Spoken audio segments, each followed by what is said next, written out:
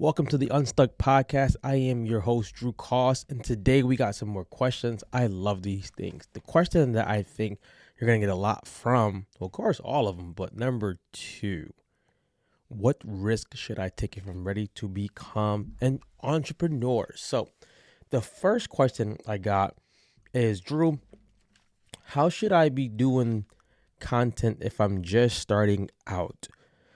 This is concerning a business. So just starting out with creating content as a business, the goal is probably to get customers, right?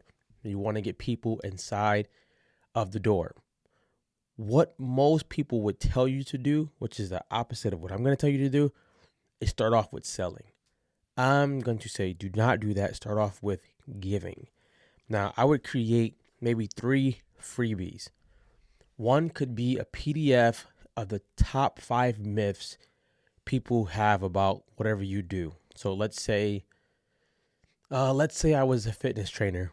The top 5 myths I could use in a PDF could be: you cannot eat foods you love. Calories are burnt more from doing cardio than lifting weights. You'll get fat if you eat too much vegetables. Maybe number 4, you need to work out every day.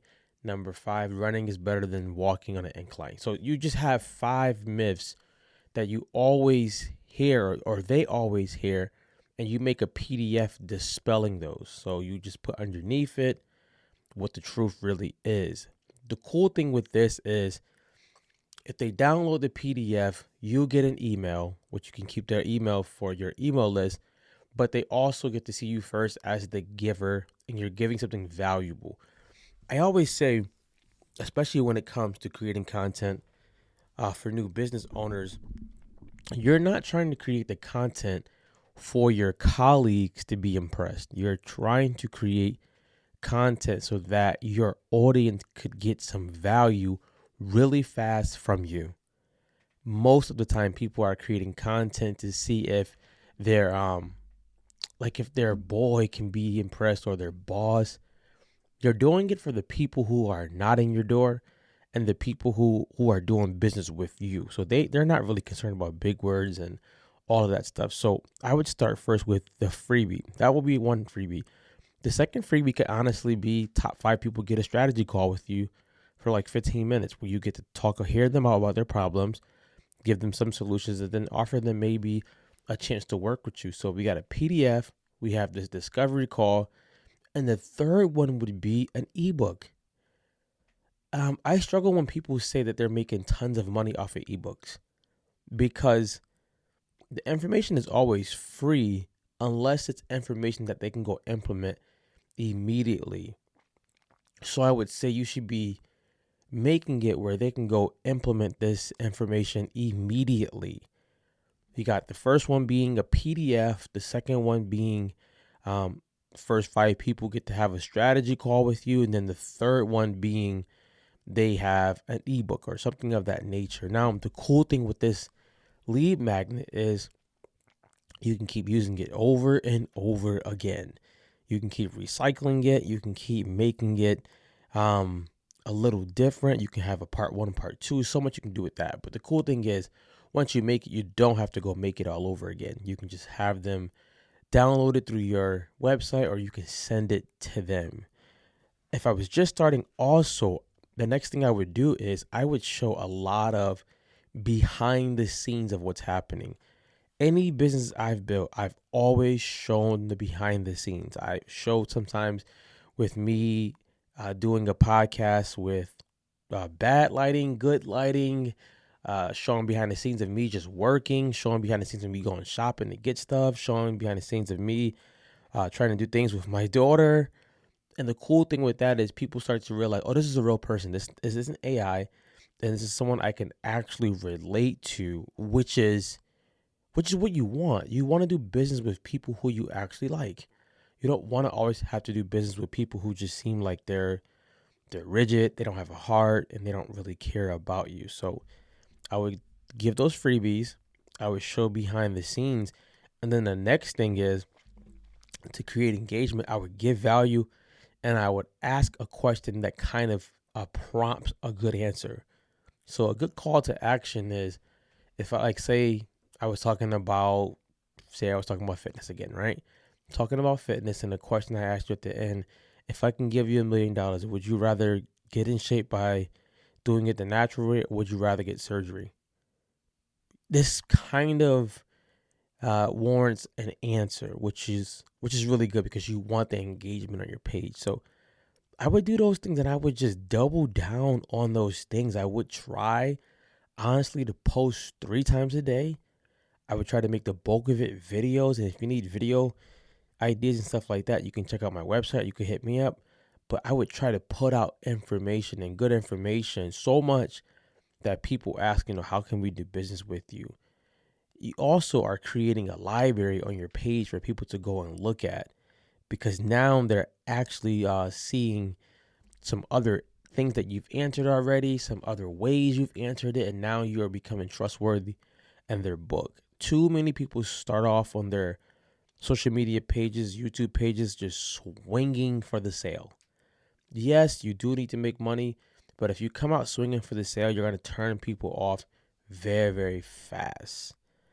So, those 3 things, try that. Now, this second question, what risk should I take if I'm ready to become an entrepreneur?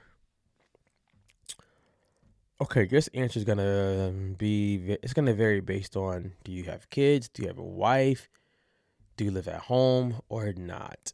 And let's just say you were single, no kids, you lived at home. You got a lot going for you because you don't have any kids, you don't have any wife, you don't have anybody who you have to support right now. So I would honestly say get a regular job, right?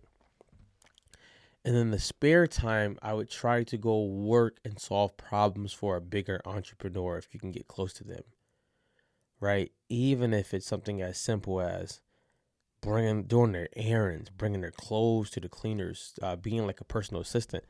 The reason for that is entrepreneurship looks very, very glorious from the outside until you get in. And when you get in, you start to realize it's not as glorious as people are making it to be. It's quite scary.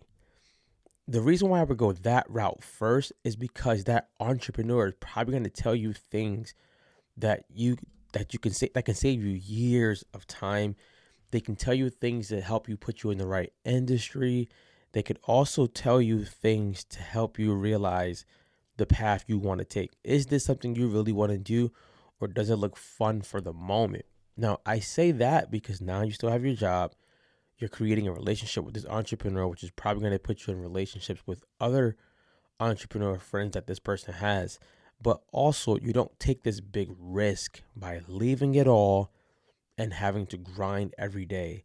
That type of grind will suck the life out of you quickly. You don't want to be in a place where you have to feel I got to grind every single moment of the day. It's not fun. It looks glorious on Instagram, but it's not cool. But the biggest risk I would take is I would start documenting the journey. I always lean towards that because you want to see where you were at a year ago. You want people to see where you were at a year ago. And if you're documenting the journey and you're posting it, the cool thing now is when you do start launching things and become an entrepreneur, you got a lot of content already. You're not coming out the gate cold. You're not coming out with no information, no credibility. You have something already there. Lastly, if I was getting ready to take a risk as an entrepreneur, I would go and partner with another entrepreneur if I could.